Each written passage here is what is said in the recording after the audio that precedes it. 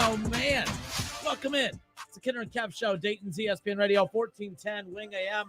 I'm Justin Kinner. He's Kev Nash. Mr. Kev Nash, welcome. What up, though? We're one day closer. Buckeyes, baby. They kick off on Saturday. Are you ready? Oh, I'm ready. Akron, baby. The Zips. Bring on the Zips. I'm excited to see the new offense. Dude. Yeah. I'm excited to see the new quarterback. I'm excited to see how Ohio State handles the play calling, and not just like play calling dudes. We all know that Chip Kelly's going to be calling the plays, but this is a year that, we got the headsets going to the NFL style and stuff like that. More signs on the sidelines and stuff like that, thanks to Counter Stallions. So I'm excited to see how this works with not just the Buckeyes, but with everybody, because there is an adjustment period. I mean, you got to think, like, these players have been getting information like this for years, and these coaches have been giving the players this information like this for years. So I think the Ohio State Buckeyes have a sort of advantage over other teams because Chip Kelly had been doing this in the NFL. Yep. So a lot of these other coaches that have been like play callers, they haven't been play callers at the NFL level. They've always been play callers, signaling to their guys, and then the guys just do all this. So I'm concerned for the teams that didn't have this type of experience of giving too much information to the quarterback and be information overload and saying, okay, don't forget about the blitz, don't forget about this, instead of just sending the play, player goes out there, reacts, and just does the play. Yeah. So let me ask you, a veteran quarterback who has called plays or who has handled this at the line of scrimmage, has handled this in the huddle from the time he arrived in college, is it going to be a bigger adjustment for an experienced quarterback or a quarterback coming right out of high school?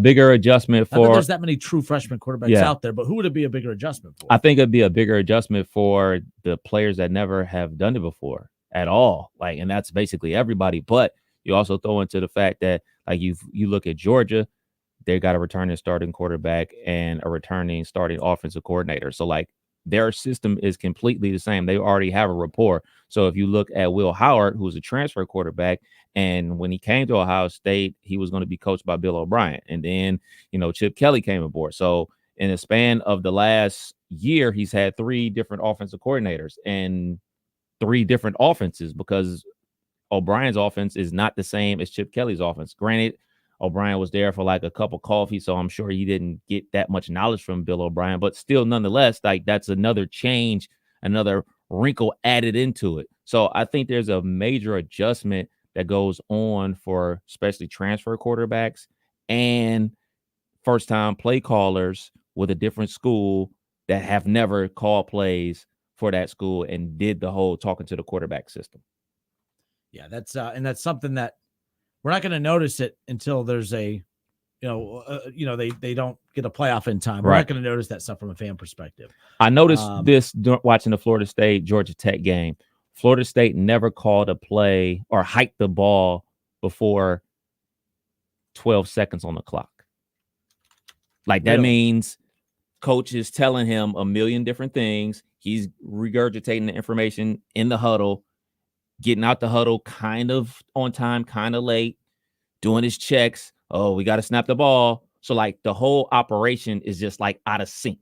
So I know everybody's ragging on Florida State, as they should, but that's an adjustment for a play caller who's never done that. The head coach is the play caller, but he's never had the ability to talk to the quarterback. So I think that's on Coach Norvell for probably over communicating as opposed to simply saying power right 45. He's probably power right 45, but if they come into this blitz, make sure you look out for this, and then don't do this, and then do this, and then do this, and then micromanaging the situation with a new quarterback. You got to think the year before that, Jordan Travis had been his quarterback for 3 seasons. He probably could have said, run whatever you want to run, because I know you got it under control. So over micromanaging, and then DJU's head just spinning, and I guess we're going to run power right. But if this happens, the whole operation looked super slow. So there's 130 teams out there in college football. Now we're really going to get a true sample size of what the new clock system is, how the new communication works with the quarterback, talking to the play caller. It's about to be a whole bunch of a larger sample size as opposed to just a handful of games that we had in week 0. I had a note sent to me earlier today about, and real quick. About you cussing? No. Yeah. That was a second time. So Aaron Woods, shout out to Aaron Woods. Aaron Woods does mornings with Nancy over on K99. Shout out to Aaron Woods. People are like, you always shout out competition. I'm like, have you seen K99's numbers? We ain't competition. What are you talking about? I love Aaron Woods. I love Nancy. I think they do a great job. But yeah, Woods, when Woody was here, and him and I both started out as board ops here.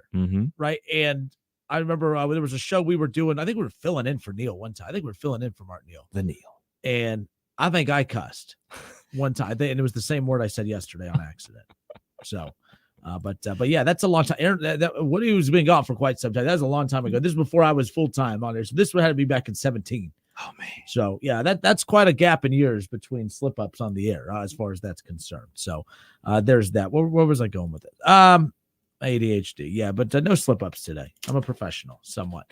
I had a question asked earlier today. Hey, Ohio State, they're going to be expected to win all their games, no doubt about it. Obviously, they have the big showdown with Oregon on October 12th. Obviously, looking to end the losing streak, 3 straight losses to that team up north.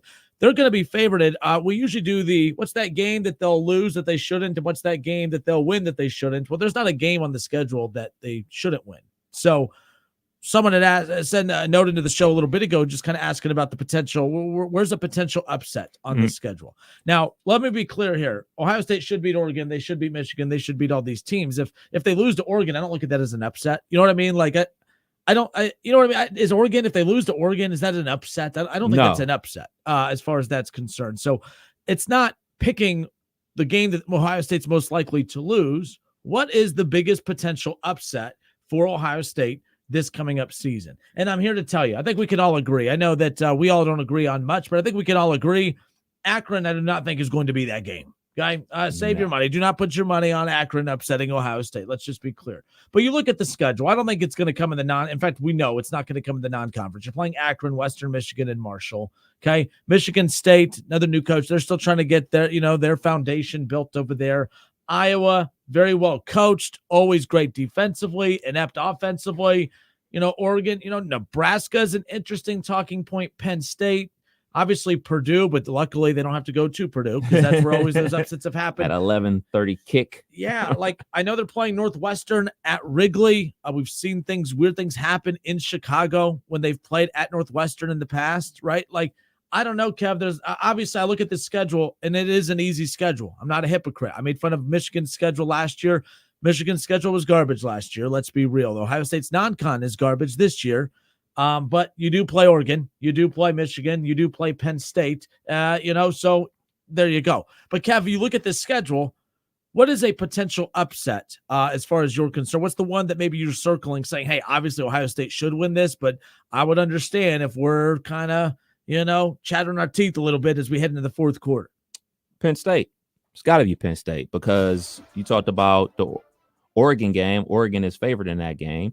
So, okay, if are they really? Oregon is favored? Okay. If Ohio State loses that game, and I think that's there's a game that, okay, if they lose, people will be upset because that's what we do. We get upset when Ohio State loses, but we won't be jumping off the cliff because, they lost to Oregon. Like, all right, man, they lost to Oregon by 6 points. Like, oh, people would be upset, but won't be losing their mind. But the Penn State game, and I mean, shoot, Penn State, I'm the one that came on this show and said Penn State was a shoo-in to go to the college football playoff because they only have to play Ohio State. They don't have to play Oregon. They don't have to play Michigan. The only game that they have to play, quote unquote, is Ohio State. But I would believe it would be that Penn State game, that November 2nd game at Penn State.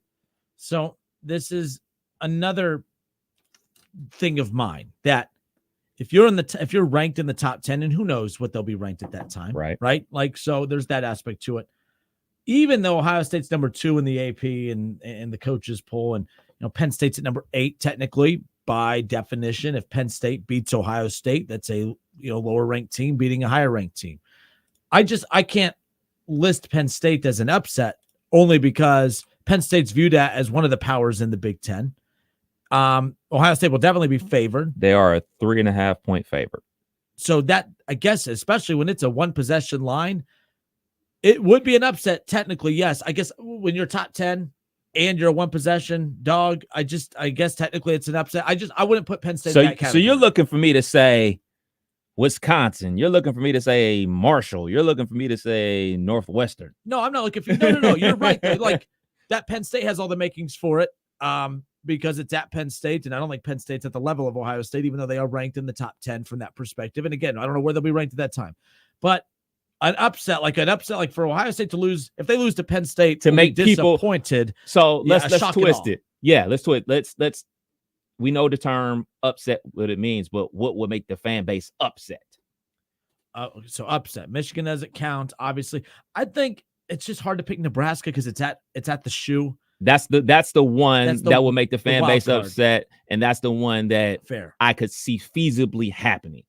Nebraska would be the one that I could see, like, okay, I could get myself there. I can't get myself to a place where I think Purdue is going to come to the shoe in November and beat us. I can't get myself to any type of place with this non-conference schedule to say, like, oh man, Akron, Western Michigan, Marshall is going to come to the shoe and beat us. I can't say that Michigan State, we're going to travel up there and they're going to beat us with a new head coach and a whole new program that they got going on up there. I can't say Iowa is going to come to Ohio State and beat us, even though the last time that we played Iowa, they played us tough, but they still lost by like 45 points because their defense scored more than their offense. Like, we know how good Iowa's defense is. Like, their defense is next level every single year, and it shows in the NFL draft because they put tons of dudes in the draft, in the NFL, and they ball in the NFL on that defense, not on the offensive side.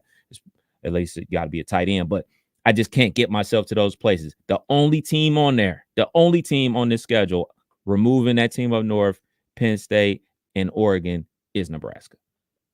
So, and I just don't like Northwestern. Otherwise, I'd pick Northwestern. Again, Northwestern, it's an upset. They're supposed to pick a team that doesn't have a shot. Northwestern, because of the elements, because it's later in the season, when you play in that city that late, they're playing at Wrigley, by the way. Mm-hmm. Ohio State at Northwestern is being played at Wrigley, which is wild. They're building a new stadium, right? Yeah. And I think they're going to have like a little pop-up stadium for a couple years. And it's like it's pretty about Lake Michigan, I believe. Yeah.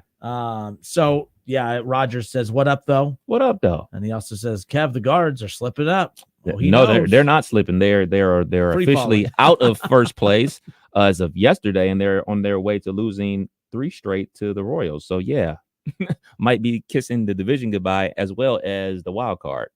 So, and we have some baseball stuff coming up. We had Ben Verlander on the show earlier. We talked. I mean, Ben Verlander was. I think we were doing a show at Wright State at the Nutter Center during basketball. Yeah, it was spring training for the Reds. Ben Verlander, the brother of Justin Verlander, was he was a huge fan of the Reds coming into the season. So it was kind of fun catching up with him after, when we talked in February to where the Reds are now. What the hell happened? We'll have that conversation later on in the show. We even talked about Kev's free fall and Guardians as well, as far as that's concerned. But no, we're talking about what's that one team on the schedule. We know Ohio State's schedule is not very good. It's a bad schedule. Oregon is the matchup I'm most excited about outside of the game, of course. Penn State will be a good one as well. Don't get me wrong. But the bottom line is upset city. You look at Ohio State's schedule. What is that one team that you look at and say, oh, man, Ohio State should not lose to that team, but I could see something weird happening on that particular date. Kev Nash says Nebraska. I have to agree with them. You also like Penn State. By the way, Penn State would technically be an upset, yes, but they're in the top 10 for me. Ohio State's a 3.5-point favorite, for the line as of right now. I wanted to pick Northwestern because it's at Wrigley. It's late in the season. It's cold. It's windy. But it's Northwestern. Well, remember a couple years ago when they went to Northwestern, they couldn't throw the ball because of the wind. That was Stroud. That was C.J. Stroud. C.J. Stroud used his legs in that game to help us get the victory. So that's not a bad pick. So there you go. I'm curious people's thoughts. 518-1410. I see Adam and Eric are on hold. We're going to get to your calls coming up on the other side. Upset City. What's that upset that you are a little worried about for your Ohio State Buckeyes on this cupcake diabetic schedule that they have? We'll be right back. It's the Kidder and Kev Show, 1410 Wing AM. Diabetes. Diabetes.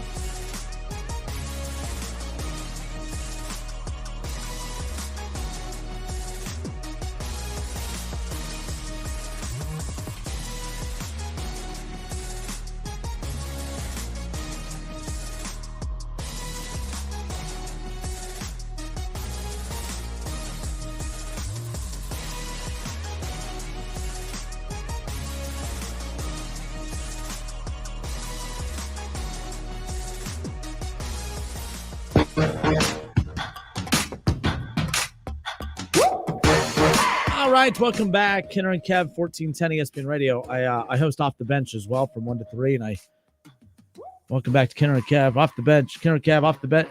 Welcome back to 1410 ESPN Radio. It's the radio, baby. Let's see what we got here. So we opened up the show today, taking an instant look at Ohio State's schedule this upcoming season. It's funny right now with all the negative attention that cheating national championship team up north is getting. I'm getting a lot of, have you seen Ohio State's schedule? And I respond with, yeah, it's pretty bad. It's not good. I agree. I'm not a hypocrite, though. I poked fun at their schedule last year, Kevin. I'm poking fun at Ohio State's this year. But, that non-con's pretty bad. No doubt about it. But the reason I'm not being a hypocrite is because more times than not, Ohio State has a premier non-conference opponent. Mm-hmm. I mean, you look over the next 6 years, over the next 6-8 years, they have home-and-home series with Texas, home-and-home series with, I believe, USC and Alabama, Georgia. Yeah. So over the next 8 years, Texas, USC, Georgia, Alabama. How many of those get played? We've debated that over the summer. That's we don't know, but as of right now, those were put on the schedule. And for those of you who say, well, they put them on there so they could take them off later, they just want to look good now. When's the last time Ohio State took a premier non-conference game off the schedule? They took TCU off years ago, if I'm not mistaken, or they moved it to Jerry's World or something. Right. So not really. I don't think they had their return visit, if I'm not mistaken. I don't think they made their way back to Columbus. I think Ohio State was supposed to have Washington this year. Ohio State took Washington off the schedule this year. That's one reason why that they added a game late. And it might have been Akron. It might have been. No, I think it was the Western Michigan hold on. Marshall. I believe it was the Marshall game that got added. Because, I mean, it makes sense. Like, they're a conference opponent now. Well, we'll see in a couple years when we play in a conference. Like, it makes sense. Like, it is like a situation where, like, oh, man, we're ducking smoke. Ohio State has never ducked smoke from, competition and playing out of the conference. I mean, let's be real. Like, they make a lot of money doing those games. Like, they sell a lot of jerseys. They sell a lot of tickets. They get a lot of fanfare for those games, especially when they do the home and aways. Like, they love it. Like, so I don't think Ohio State is ducking anybody. I just think it's a circumstance or excuse/reason of, all right, man, forget it, man. Like, we're just going to take that game off the schedule because they're a conference opponent now. All right. So with that being said, we're looking at Ohio State's schedule right now. What is the biggest potential upset that you see on the schedule? We're taking your calls, reaction on the Justin Kinner Show Facebook page. Let's see. Troy is responding to who is he responding to? Oh yeah, because Ron Howard says Ryan Day's last season. Hello, Chip. And Troy says, yeah, because Chip is so good. Look, I really like Chip Kelly, but I'm here to tell you, if Ryan Day gets fired, that means something didn't go right, and it's probably on the offensive side of the ball. And if Ryan Day gets fired, that doesn't look good for Chip either. You know what I mean? Like, unless the defense just totally collapses. Troy, I'm not as down on Chip as you. It sounds like you're not a Chip fan. I'm a Chip fan, but I'm not a Chip over Ryan Day fan at this point. But all right, the potential upsets on this Buckeye schedule. I kind of looked at Northwestern. Oh, Northwestern's bad. That's why it's an upset. All right, Cav, Penn State. It's an upset. It's an upset, no doubt. But you also had Nebraska in there as far as that goes, and that's at home. Ohio State's at Northwestern playing at Wrigley. Nebraska at home, and Nebraska's well coached. Dylan, is it Raiola? So that was a former Buckeye quarterback, correct? Yeah, he committed to Ohio State. He committed to Georgia. He bounced around a little bit. He's an all-world quarterback. But he never transferred. He just committed, so it's all good. All right, let's go to the phones. 518-1410. What's that big upset on the schedule that you're circling, saying, yeah, I'm nervous about it. We shouldn't be nervous about that game, but we're nervous about that game. Give us a call, 518-1410. Let's go to Adam. Adam, thanks for holding, sir. Welcome. Hey, guys. Thanks for taking the call, as always. I'm sorry, guys. I got to do it. I got to go Northwestern. That's going to be an 11 o'clock game there in Chicago. Like you said, Justin, the weather's going to be nasty. Up until you guys mentioned they were playing at Wrigley, they were going to be playing on the field hockey. That's where they're going to be playing football. Is that where it's at? There in field hockey and the field turf. So, and that's right. Like, you can throw a rock into Lake Michigan over there by Chicago. So Northwestern, they always circle one team within the Big Ten. They get it home and they're just like, yep, we're going to spend all our attention on this. So Northwestern is the game for me, guys. So I'll hear your thoughts. And also, Justin, real quick, plus 140 on FanDuel for the Browns to make the playoffs. Thanks, guys. Are you asking if you should or not? Absolutely. Absolutely. They got 4 quarterbacks, dude. They made the playoffs last year with 5, okay? with 5. They got 4. 2 Pro Bowl quarterbacks. And Jameis Winston, baby. Jameis made the Pro Bowl before. So 3. They got 3 Pro. I forgot about 3 Pro Bowl quarterbacks. Yeah, man. And DTR. Yeah, man. There you go. Who he beat played the for Niners. Chip Kelly. The DTR beat the Niners last year. True. The 1 seed. So there's that. Northwestern that late in the season, the wind, it's Chicago. A lot going on. A wise man once said, "Brr, it's cold outside." Speaking of Chicago. I don't know if that was a wise man. Wise It person. was a wise person. So, but wise nonetheless. Whatever. All right. David M on you. What up, David? David M on YouTube says, yes, my fault. I should have read this sooner. If memory serves me right, Raiola decommitted from Ohio State to choose Nebraska. So many of the OSU fan base will hold a petty grudge going in to that game.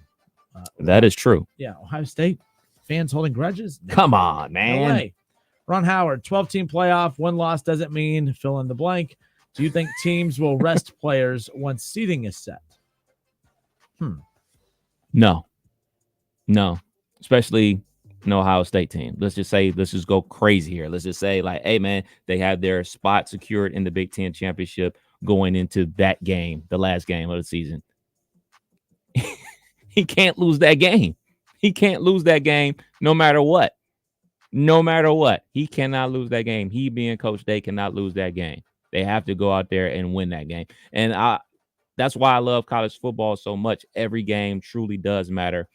You have to play every game. You have to go try to win every game. I mean, we may look at the Egg Bowl, Mississippi and Mississippi State as, oh, man, that's just a mid-level SEC team playing another mid-level SEC team. But them down there in Mississippi, that game means the world to them, that they happen on a Friday, on Black Friday. That means the world to them. So Ohio State versus Michigan, if they are locked into their spot and we're locked into our spot and we're going to have a rematch for all the marbles, that game still is going to matter, because guess what? If Ohio State loses, that'll be 4 in a row. Can't happen, dude. Got to go out there and win it. It can. It won't. And this is always my big argument every year. I'm always in the minority when it comes to the Ohio State-Michigan rivalry. Love the rivalry. I love that it means something again. But I cringe, and I'm the only one that cringes when I hear the propaganda of, when you come to Ohio State, number 1 goal is to beat that team up north. No, you go to Ohio State to win national championships. But if you want to keep waving that flag to pretend, I think that's one reason why Ryan Day struggles in that rivalry. I don't think he believes it. I don't. I really don't. I don't think Ryan Day truly believes it. I think he's going to get fired ultimately because he doesn't believe it. And, oh, shoot. Yeah, you just flung something across that. No. But no, like it's one of those things that we are so far out of the olden days where the only way to win a national championship was to beat that team up north, to win a Big Ten championship, to get to the national championship, whatever, even to get to the playoff, even though the last couple of years kind of proved that to be wrong. And the 12-team playoff, if Ryan Day, like, you mean to tell me if Ryan Day loses undefeated heading into that team up north and they lose by a field goal to that team up north, but then go on to win a national championship, are we firing Ryan Day? No. Why? Because he won a national championship. So what you're saying is winning a national championship does mean more than beating that team up north. Yeah, I want to beat that team up north just the way Alabama wants to beat Auburn. Auburn wants to beat Alabama. But you know what? It's all about winning national championships. But we have been so conditioned to the rivalry, and it needs to mean something. It needs to mean a lot. To me, though, I just don't like that it's at the very top of the priority list. With this team, you think that this team invested the millions and millions and millions of dollars that it did into it just to win that one game? No, they did. If they win that one game and get knocked out in the first game of the playoff, well, at least we beat Michigan. Oh, you think you've seen me have rants on this show? I'll be furious at that point. Just saying. How about both? I mean, both. Yeah, absolutely. Yeah. That's called having your cake and eating it too. Yeah, so that's what I want. I want to bludgeon them. I want to destroy them and then go on and win the national championship. That's what I want. Win the whole dang thing. Yes. How about that? Major League. Oh, that's not sports talking movie about. you watched. Yeah, but that team did the opposite of what your team's doing right Oh, now. It's like the owner wants to keep the team and they're trying to convince the owner to sell it. That's Sale, what they're sale. Let me check the score because they were losing. Are they playing right now? They're playing right now. They're losing right now. Bottom of it's tied at 5. Let's go. Oh man. Let's go. Believe land. Come on, baby.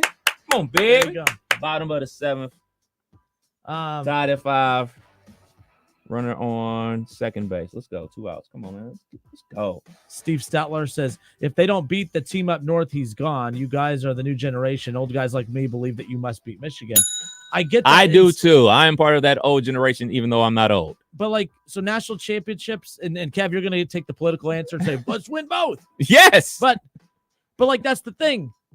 It used to, because you are more of an NFL fan than a college football fan. I'm a championship fan. You are an NFL guy. You are more of an NFL guy. If I had $1 million and you could only pick one, you would pick the NFL. No, I would pick, like, for instance, the Browns winning a Super Bowl this year or the Browns destroying Joe Burrow and the Bengals twice. I'm going to lean towards destroying Joe Burrow and the Bengals twice. That's the college football fan in you. Yeah, but I really dislike the Cincinnati. No. In all seriousness, like, yeah, I get it, Steve. So just that one game. That's all that matters. Nothing else. Just that one game. No, they all matter, but that matters a tad bit more. So if that year that they played Georgia, if they go on to beat Georgia, we got the lead, baby. Believe land. No, so that year that they beat Georgia, or that they lost to Georgia in the semifinals, New Year's, 3, 2, 1, Happy New Year. Oh, he missed the kick, but hey, sports gambling's live in the state of Ohio. It was a weird, emotional roller coaster of a night, right? Let's say they go on to beat Georgia and blow the doors off TCU in the national championship. Is Ryan Day's seat still hot? I don't think it is. I have a hard time believing that it is. That's why I wanted that championship so bad for that very reason, to test that theory. This right? term is thrown out there a lot, the asterisks. I think a lot of the Ohio State football fan base would have an asterisk on it. Like, okay, that's great, and we're super happy. We got the T-shirts and everything like that, but you still need to beat them. Oh, yeah, that's fine. Still need to beat them. I just want championship. And by the way, speaking of asterisks, Shaw's in the chat. Uh-oh. What up, Shaw? I've watched it. He does have a question for. Did you watch the whole thing? I watched it. I watched the whole thing. Oh, I see you. Yeah. Hey, man. Some people, work from home. Some people don't work at all at home. Some people get tattoos on the clock. Shaw says, Kev, question. So are you all in on the college football season like you said you wouldn't after FSU got robbed last season? You listen to the show, Shaw. What do you think? What do you think? How do you think I've been talking about the college football season? How do you think I've been talking about the college football season, Kenner? Do I seem as enthused as I normally am about the college football season? Ohio State schedule stinks. I mean, your team stinks. I mean, no. Guardians. Not as much. I mean, you're holding on to the Guardians for dear life. So I would, in all honesty, say no, I'm not as locked in as I used to be or have been in years past. Maybe I'm still a little scarred about how Florida State got robbed last year. Maybe I'm a little scarred about, a cheating scandal. Maybe I'm just scarred in general. But yeah, I can honestly say that I'm not super as locked in. I mean, if you listen to the show, I'm not as knowledgeable as I've been in the past. I'm not doing as much reading about other teams I've done in the past. The only teams I've been reading about or keeping up with is Ohio State and Florida State. I couldn't tell you the starting quarterback from Kansas State. I couldn't tell you the starting quarterback at UCLA. In years past, I could. So I think that'll tell you everything you need to know. Kenner and Kev, 1410, ESPN Radio. Big update out of Bengals camp practice today. The Bengals were at practice, but one key player was not. But I thought he had returned to practice, but now he's practicing. Now he's not. You put your left foot in, you put your left foot out, you put your right. He's doing the hokey pokey, this particular individual player. We'll talk about that coming up. More news out of Cincinnati. So we're going to see the debut of one of the Reds' top prospects coming up later on this week. Very intrigued by that. We'll talk about that coming up around the corner as well. But I want to talk a little Bengals football because there was a particular player that we thought, was being a good teammate again. But now he's not. Or is he? I don't know. Let's talk about it. Bengals fans, I'm confused. Zach Taylor had this plan. He had this big, elaborate plan. It was like a Connor Stallions laid out plan for how they were going to, navigate through this Jamar Chase thing. I don't think he has a plan, or a good one anyways. We'll discuss next.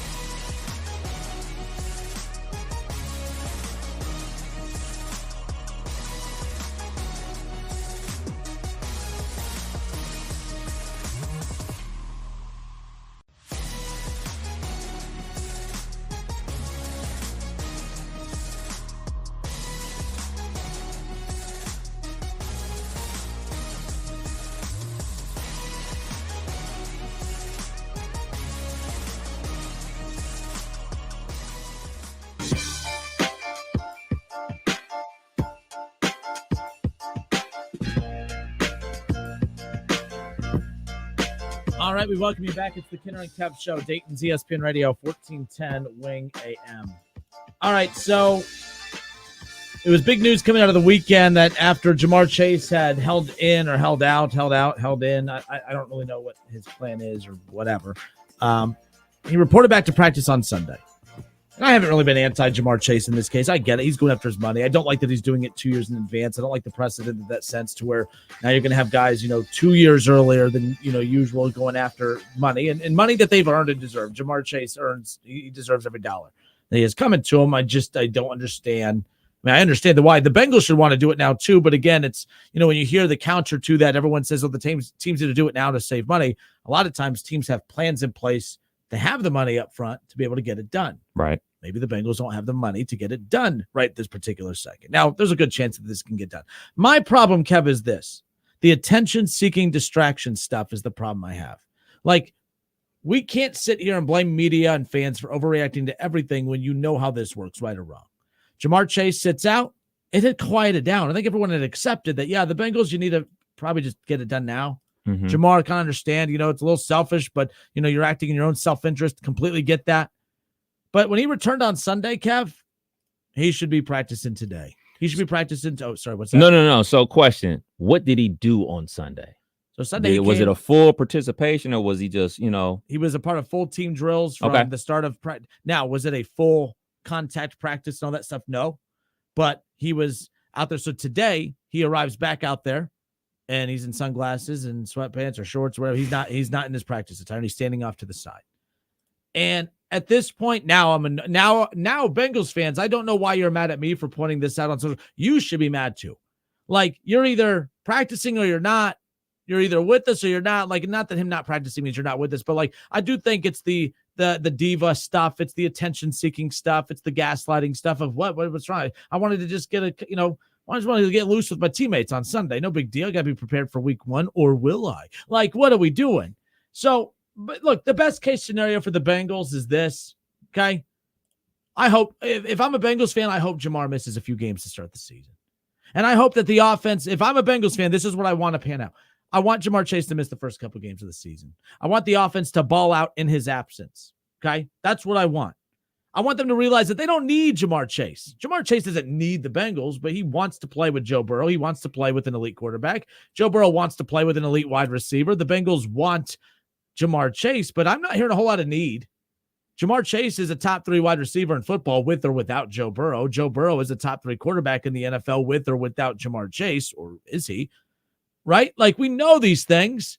So the bottom line is, when we talk about leverage, I don't know. Jamar has no leverage, and I don't think the Bengals, I think the Bengals have the leverage because the Bengals, they can keep going. They don't need Jamar Chase. You want Jamar Chase. This idea that Jamar Chase is the difference between a Super Bowl and not. I just watched the Kansas City Chiefs move on from Tyreek Hill and go on to win 2 Super Bowls. You think Patrick Mahomes wanted to lose Tyreek Hill? Hell no, he didn't. But if Joe Burrow, who I'm told is the second best quarterback behind Patrick Mahomes, if Patrick Mahomes can go win 2 Super Bowls without Tyreek Hill, I'm pretty sure that Joe Burrow, if he's as good as what you tell me he is, guys, I'm pretty sure he could do it as well. Now, this will get to the point that handling it a lot different this time. I get it. Travis Kelce, number 1 playmaker for Patrick Mahomes. Well, this opens the door for a deal to get done with T. Higgins. And guess what? T. Higgins, you could win with him being your best wide receiver, and he'll save you money too. Because T. Higgins isn't a $35 million a year wide receiver. You can get him around that 30 range, even 33 range. Now, you're not saving that much, but over a 3 or 4 year contract, that's still $8 to $10 million you're saving that can go elsewhere. You want to talk about the Chiefs dynasty run? You want to talk about why that $30 million that Tyreek Hill wanted and got from the Dolphins, it was the highest pay. That $30 million was able to be distributed elsewhere on the defensive side of the ball. Oh, well, they paid a lot of money to to Travis Kelce. Travis Kelce is the highest paid tight end in football, is $15 million, which is less than half now of what the highest paid wide receiver in football is, which is what Jamar Chase is about to be. Getting T. Higgins, which is double the price of Patrick Mahomes' number 1 playmaker, is still a bargain considering where the bar has moved now. The bottom line is, the best case scenario, play a couple games without Jamar, realize you don't need him, trade him, load up on draft picks, sign T. Higgins. You save money in the process. The money you save, you can load up either on the offensive line or on the defensive side of the ball, and that's how you remain balanced moving forward. The Chiefs are balanced because they had a lot of draft picks and they had a lot of extra money to spend. The Bengals, they will not have a lot of extra money to spend. That's not opinion. That's not a hot take. I know you'll disagree. I know many people disagree. But this idea of Joe Burrow is as good as you guys say, he doesn't need Jamar Chase. You just want Jamar Chase. That's all I'm saying. And by the way, and if the Bengals feel like you need Jamar Chase for Joe Burrow to be good, then they clearly don't trust him the way that the Kansas City Chiefs trust Patrick Mahomes. Because they're like, oh, we have a dog at quarterback. We want Tyreek Hill, but we know we have a dog at quarterback. He's going to go win us games no matter who's at wide receiver. Maybe the Bengals don't feel the same way about Joe Burrow. I think they feel that way about Joe Burrow, but I think they, we talked about this earlier in the show, want their cake and eat it too. They feel like, hey, man, we drafted Joe Burrow. We drafted Jamar Chase. We saw that dynamic duo win a national championship at LSU. We saw this dynamic duo help us get it to the Super Bowl. We want to have this dynamic duo continue to rock and roll, especially for this season, because this is, quote unquote, the all-in year. There's so many teams out there that are going all in. I think the Cleveland Browns are one of those teams that are going all in. I think the Cincinnati Bengals are one of those teams that are going all in to try to beat the Chiefs and make their way to the Super Bowl and roll the dice and go up against whoever they go up against in the Super Bowl out of the NFC. So for me, I think that Jamar is testing it to the max. Like if these are the games that you're going to have to play to get paid, apparently he's willing to do that. In every line of business, it's about what are you willing to do to get your money? How much of a quote unquote distraction, how much of a hole are you willing to be? Now, to Jamar's credit, he hasn't spoken, hasn't said anything, but that also can be held to your detriment, because if you're not speaking, you allow the media types, talking heads, to speculate. Well, he's at practice, but he's not talking. He's wearing sunglasses and he's just hanging out. And he's not even catching balls on the sideline. He practiced one day, but he's not speaking. So you allow people to come up with their own narrative. So we are allowed to come up with a narrative about him because he's not talking. And I honestly think that's for the best, because anything that we know about Jamar Chase, he speaks his mind. And I think him speaking his mind right now about his contract would do him more harm than good. So I think it's actually good for him that he's not speaking. And I also think it's pretty good for the Cincinnati Bengals that he's not speaking, because there's less back and forth. It's not going to be a question to coach or anybody else around the organization or another teammate. Well, Jamar said this. What do you think? Jamar's not saying anything. So I think that's kind of a good thing in a contract situation. Oh, and to be clear, this is only getting brought back up again because he's playing it. He may not be saying anything, but he knows what he's doing. He knows what he's doing. He's sitting there showing up to practice. People aren't talking about him. So I got to show up to practice, get people talking. You show up to practice, you have to, or you'll get fined. Like, that's one of the hold-in things. But he practiced, though. He's been you said the practice. Yeah, okay, gotcha. So he's been, it's a sit-in, right? Yeah, He's been at practice every, all practice. But he's been not participating. But he participated on Sunday. Gotcha. My bad on that. Okay, so he participated on Sunday. Got everyone all jacked up. All right. You even had Zach Taylor address the media yesterday, Kev, say, yes, that Jamar Chase will be participating in practice and will play in week 1. And then the very next day, he doesn't show up for practice. Well, doesn't participate in practice. That's the problem I'm having with this, because I didn't mind the sit in, sit out, whatever. Part of me is like, okay, we're timing because everyone else got their stuff buttoned up. Everyone else wasn't happy with their contracts, but they said, hey, we have a Super Bowl window this year. We'll put that aside. Focus is this. And then Jamar's like, okay, you do you, buddy, but I want my money. He has that right. He acted in his own self-interest. I won't call it selfish. He acted in his own self-interest, which you have to do in business situations, as we know. Fine, cool, great.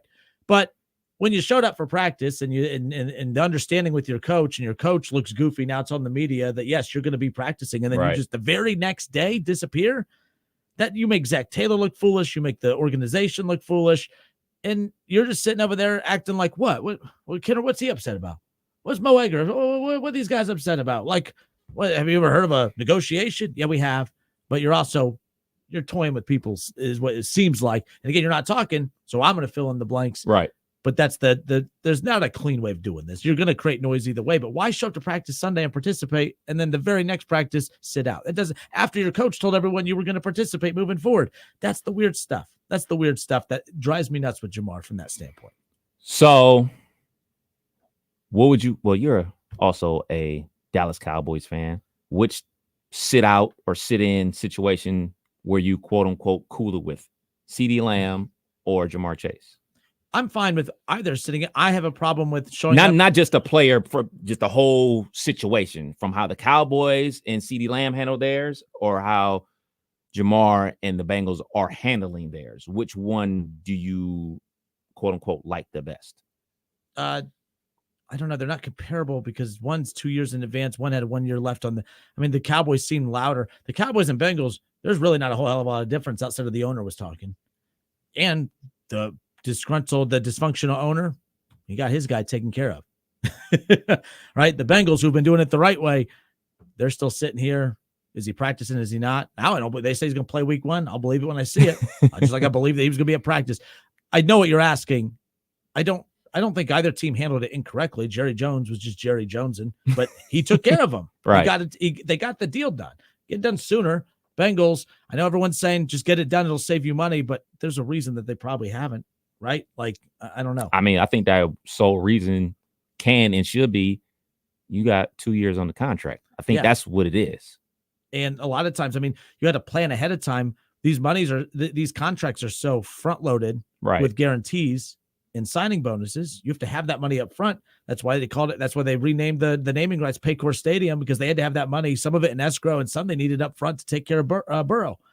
And then not even they thought they probably had 2 years before they had to have that next big contract taken care of. And then all of a sudden he comes out of nowhere and wants it now. They're probably not prepared for it. Now I'm speculating, but that's when you don't communicate. That's what people do. They speculate. Right. That's my speculation, because that's the thing, Kev. Why wouldn't you just give him what he wants? If you've said you're going to bend over backwards to get it done, they probably meant, yeah, we're going to bend over backwards to get it done within the time frame that we had allotted to this. And he's trying to change the time frame, but he's like, I don't have to operate the time frame, you know? I got my own timeline. So clock is ticking. Pay up. All right, Kenner and Kev Show, 1410 ESPN Radio. Shaw's on hold. We'll get to him on the other side. We head into hour number 2. But yeah, that's all. Kev, if he didn't practice on Sunday and still wasn't practicing today, this segment doesn't happen. It's just because he participated Sunday and then the back and forth. And then when they ask him, he goes, no comment, as if like, oh, we're infringing on his, like, okay. Hey, Joe Burrow, talk to us about Jamar Chase. Talk to us about Joe Burrow's contract. Oh, yeah. My biggest thing, yes, that I'm not a fan of that. Just kind of like basically, are you in or out? And if you're out, that's fine. You want to hold in until your contract is situated. Do that. Don't go back and forth. The other thing is, hey, if you want to quote unquote crap on upper management and everything like that, go for it. Don't crap on your teammates and your coaches. I have a major problem with that, because you're right. You are leaving Coach Taylor out there to dry. Yeah. He's the one that's going to have to answer the questions. GMs rarely have to answer these questions. You know, when there's cuts and player movement, the GM is not available all of a sudden. It's always the head coach up there just taking all the shots, taking all the darts. So that I have a problem with. Like, yo, this is your head coach. This is the guy, not only your head coach, but he's the play caller, dude. Like, might want to be nice to him. Like, so I do have a problem with that. And I am the quote unquote player guy. Don't crap on your teammates. Definitely don't crap on your head coach, who is also your play caller. And he may not have been, he didn't do this to crap on his head coach, but these are but like, you have to be a good teammate, because people think, oh, being a good teammate is, oh, hey, you didn't get the ball, your teammate did, and you clap for him. No, being a good teammate is this stuff too. And I don't think he's being a very good teammate throughout this, as far as that's concerned. So, yeah, like there was also the day before they went to Chicago for the joint practice. He just didn't show up for that practice, had everyone talking. And it's like he does that, where he shows up, and it's like, so he had showed up for every practice, not participating, but showed up. The talk started going away from him. So then what's he do? The day before, the final practice before they headed to Chicago, he doesn't show up to practice at all. Then everyone's like, oh, man, did this turn into a holdout? Now Adam Schefter has it. It's a holdout. ESPN's talking about it. Now it's a holdout. But then guess what? The very next day, he's getting on the plane heading to Chicago. Is he going to play in this preseason game? No. He flies back, comes to a few more practices. Nothing. So then all of a sudden the contracts, then people stop talking about it, Kev. Then what happens? Colts week. Oh, there's a number leak. Oh, a number has been leaked. Got to talk about Jamar again. He wants to be talked about. He's an egomaniac. He wants to be talked about. You could say I'm saying that in a bad way. I like when people talk about me in a good way. Let me know when that happens. Kenner and Cab, 1410 ESPN Radio.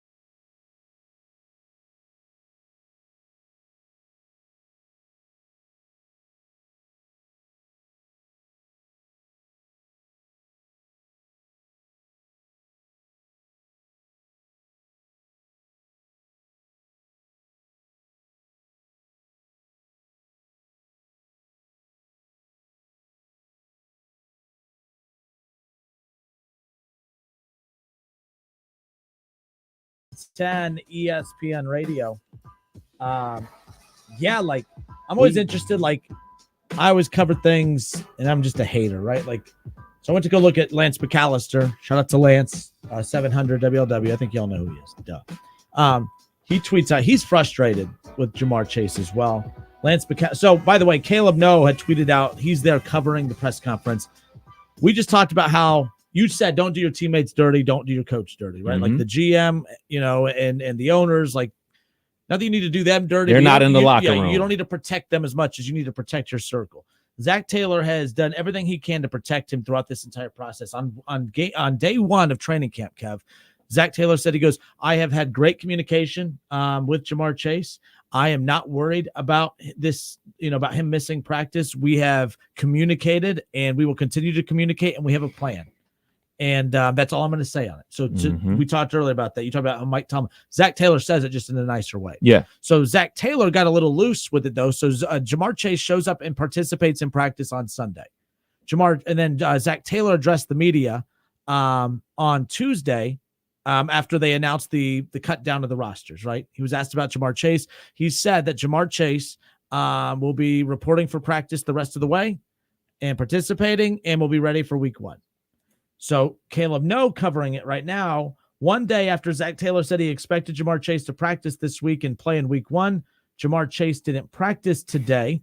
All right. So, and then, Zach Taylor goes on to say, I spoke a little too earlier in the week, and he apologizes, and that Jamar Chase is now day to day, and that they hope to have him back soon. Well, folks, soon, the season kicks off technically a week from tomorrow, and the Bengals kick off a week from Sunday. I get that, but the NFL season officially kicks off a week from tomorrow. Okay, so now Lance McAllister, who has worked in Cincinnati for quite some time, he tweets out, kind of to your point, imagine being made to look this way by your player, a player you have bent over backwards to carry water for and protect. I am glad that I'm always, and I'm not singling Lance out, I always criticize Cincinnati media because they baby the athletes to the point to where they can act and do whatever they want. And they don't, like, when Schlemmer was here, Schlemmer would always talk to me about, like, hey, one reason why Votto likes playing in Cincinnati is because the media is soft as hell, and he can go on these stretches where he just hits absolutely horribly, but they're going to be like, hey, remember that MVP season, man? That's right, man. He's struggling, but remember that MVP season? Joey Votto, if he would have gone on those droughts that he went on in New York and some of those tougher markets, man, oh man, he would have been eaten alive. Right or wrong, it's just the reality. I've talked to KB about it. I mean, he played in Philadelphia. He played in New York. Like, KB, he's even brought up how fanboy, he goes, Ohio State media, it's fanboy media. He said that. Not me. Well, I do too. But that's a former player. He's played in the biggest markets out there. You know what I mean? So it's wild. These athletes are protected. I'm glad that Lance tweeted that out and said that. Because, yeah, you made Zach Taylor, who I like. You've heard me defend Zach. Yeah. I get mad when fans blame him when they start out slow some years and this, that, and the other. I like Zach Taylor. He's a player's first guy. And to see Jamar Chase turn and put him in a bad spot, I don't like that. I don't like that at all. Yeah, I'm with you 100%. And I appreciate him tweeting that out because, I mean, it is your head coach. And, like, it's almost – I mean, I always look at every business the exact same way. I don't care if it's sports or, a mom and pop or wherever you work, like your coworkers, the people that you interact with on a daily basis. Those are the most important people. The people at your corporate office that cut the checks and yada, yada, yada. Yeah, they're important, but whatever.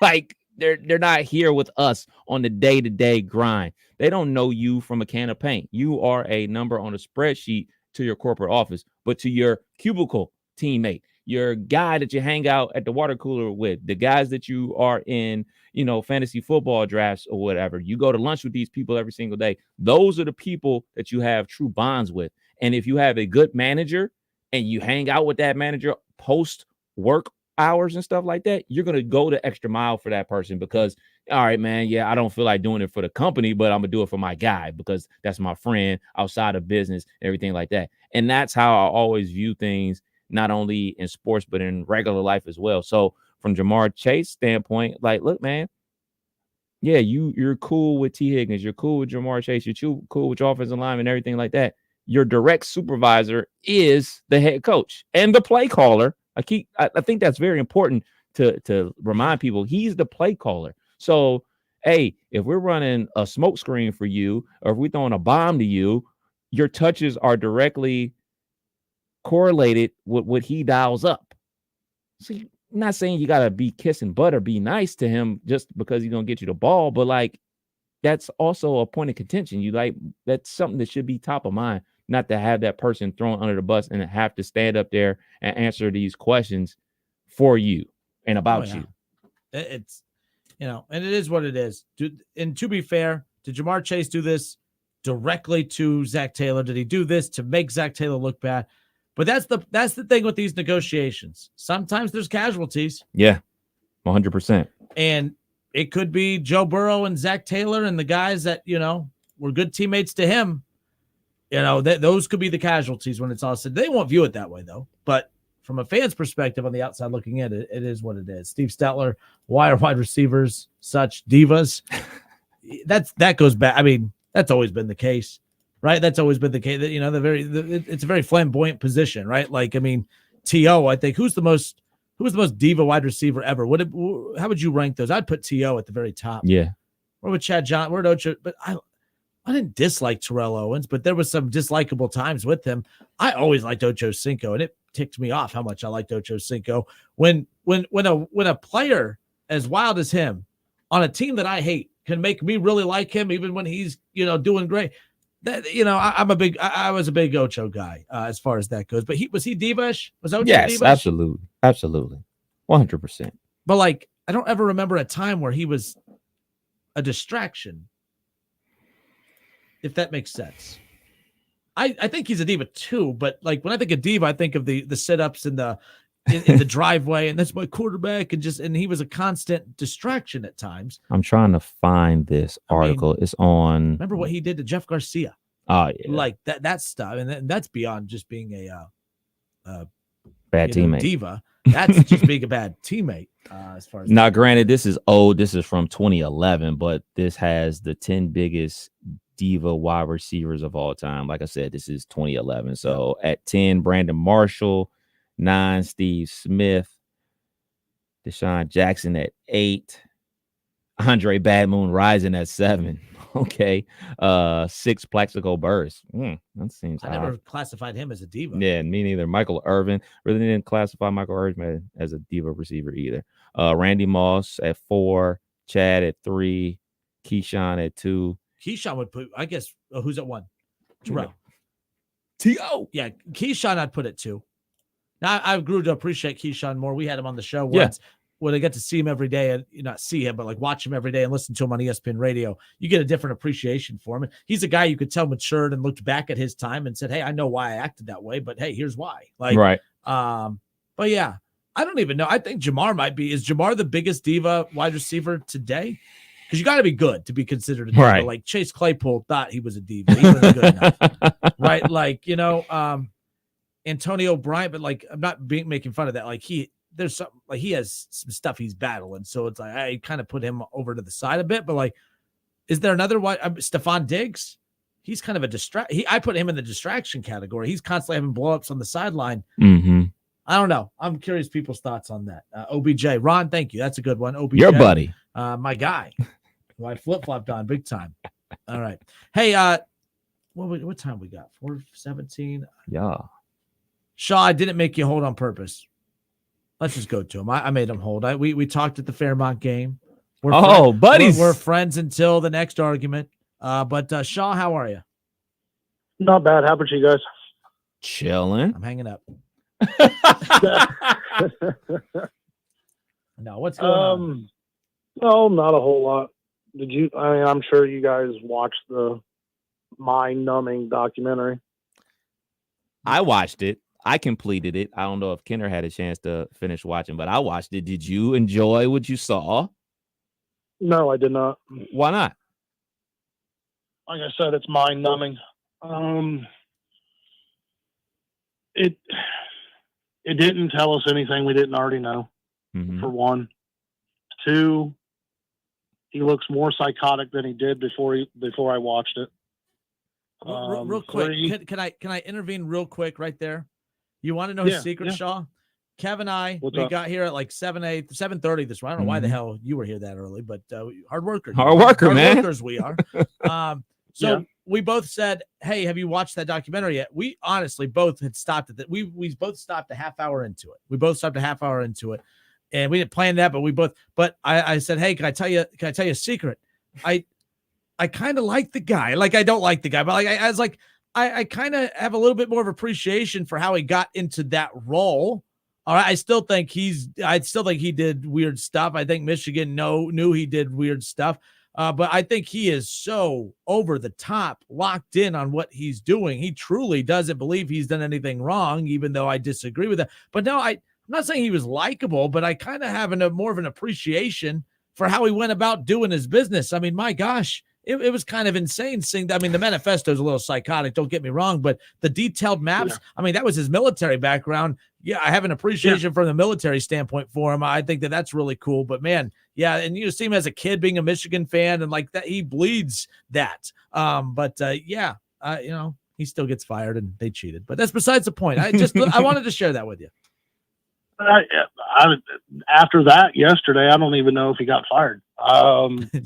Following some of the, I think you guys had it right from the original. I mean, I know we got in a big argument about it, and I tried to change the guys' mind on it, but I think I was completely wrong on that one, because some of the guys I follow, and I watched it last night after I watched the documentary, and he was talking about that up until April, the NCAA in Michigan, well, and still to this day, Michigan hasn't contacted him since he walked out of the building. Which that makes no sense to me. If you're Michigan, if you're part of the athletic department, how do you let him walk out of the building and not get his side of the story and understand everything that was going on? Which kind of leads to the point of, well, then I guess this goes farther up than what you guys proclaimed. Anyhow, I'm sure you're probably picking up on. There's a reason why I said let the investigation play out. What he was doing with the video and coming up with his own signs and doing all the other stuff, obviously that's not illegal. Right. Him, I don't believe that he wasn't putting his mom in the stands to videotape. I don't believe that he wasn't. I don't believe that he didn't. I mean, yeah, okay. Sorry if you haven't seen it. Spoiler alert. No, you're fine. I'm just like, no, it's just funny hearing you say it, because it just sounds so bizarre. And you know, the crazy part is, you remember, I can't remember what year it was. It was one of the years that Auburn beat Bama, or vice versa. And you know, Auburn has those trees on their campus, and that one guy poisoned the trees. Like at 2012. Yeah, whatever year that was, at that point in time, we thought that was the craziest thing a fan could do.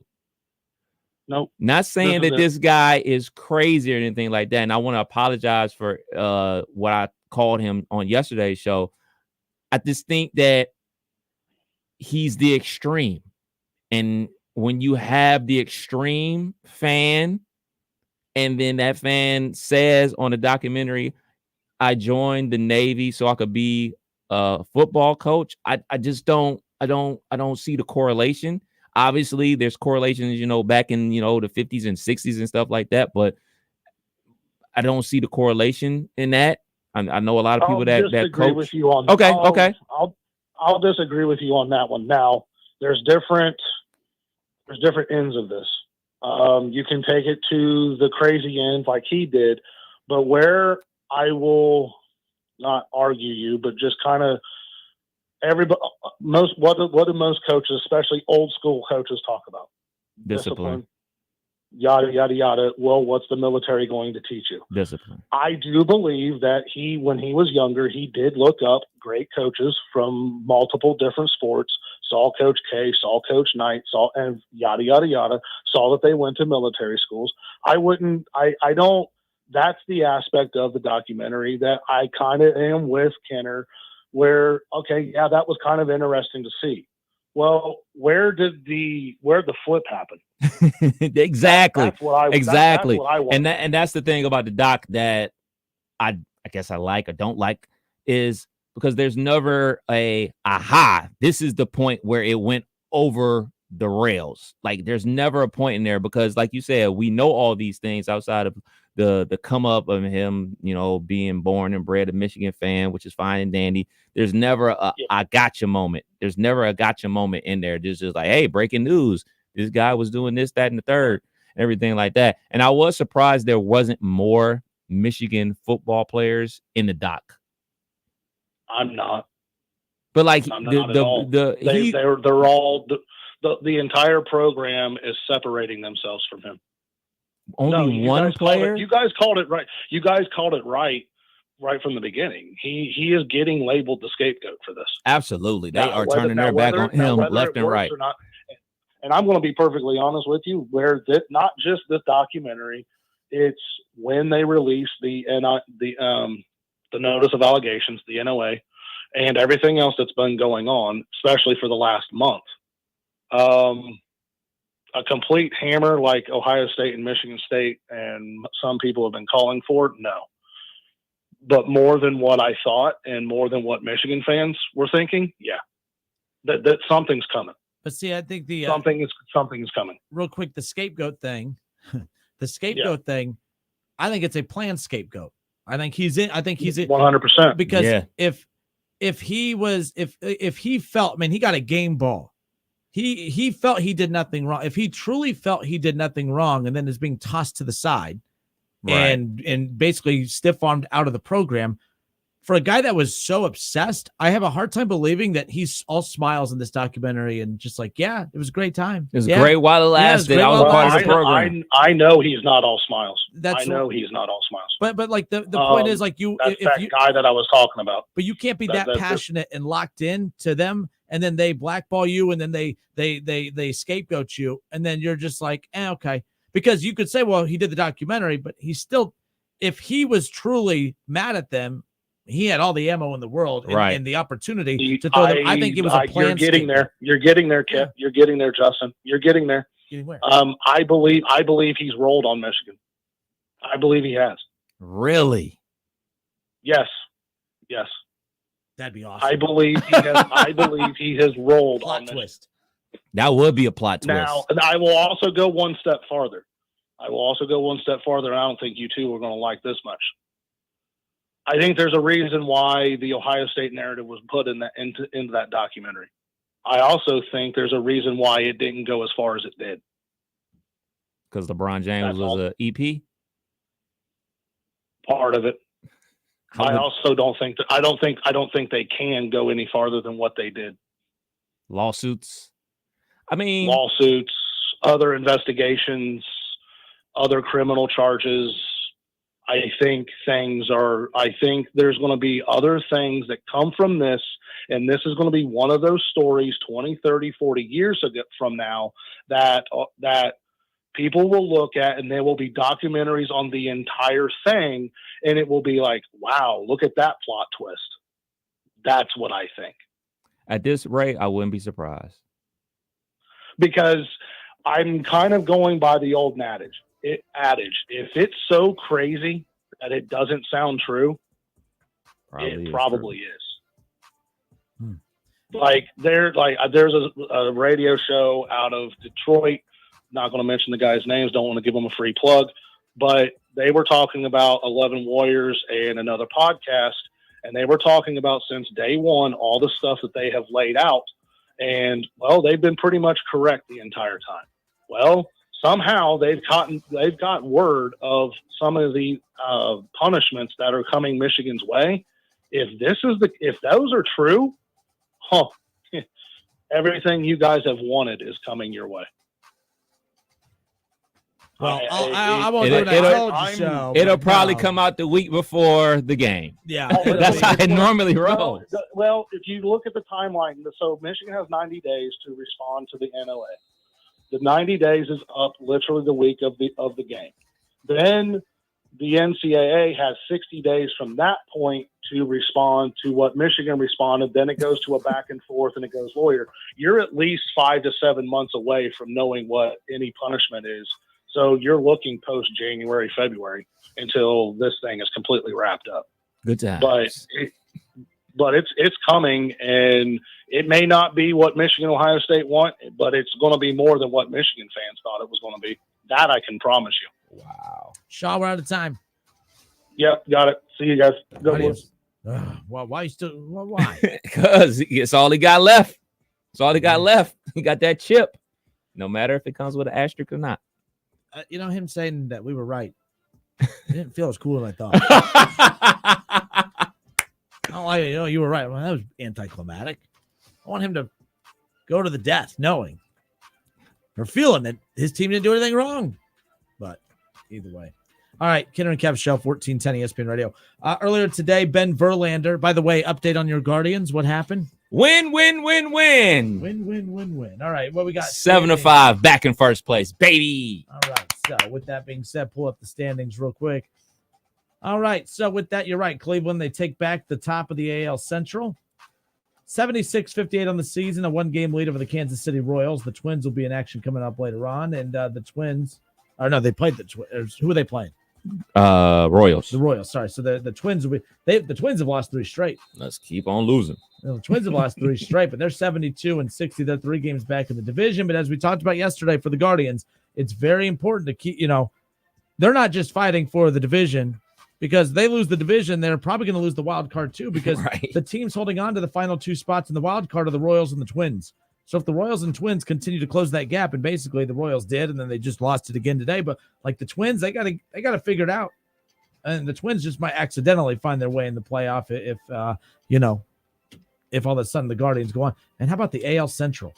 Could potentially get 3 teams in the playoff. Unreal. That's pretty wild as far as that's concerned.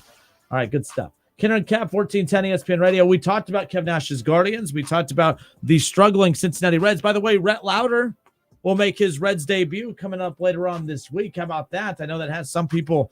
I don't know how I feel about that, to be honest.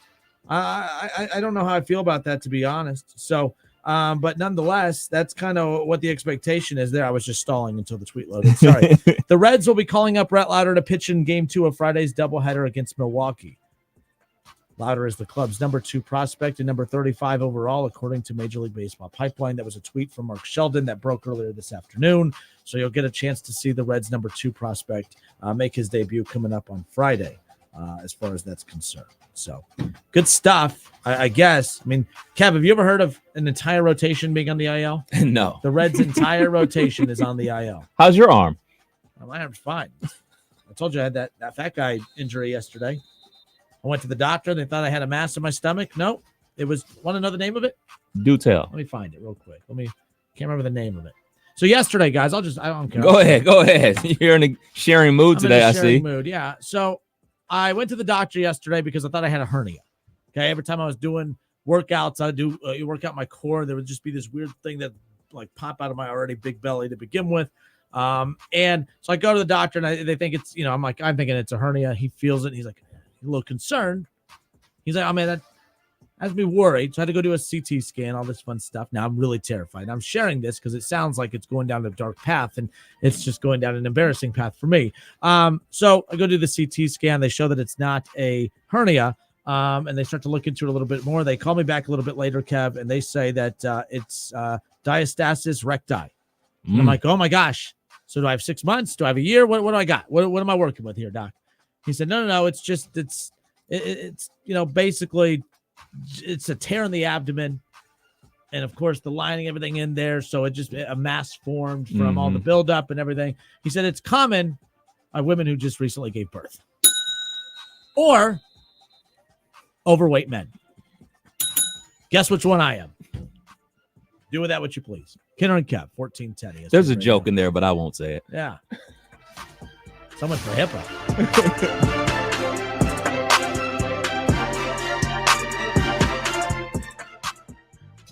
Now is a great time to schedule a back-to-school dental appointment. Dr. Manny Chopra, president of the Ohio Dental Association, is here to tell us more. Your child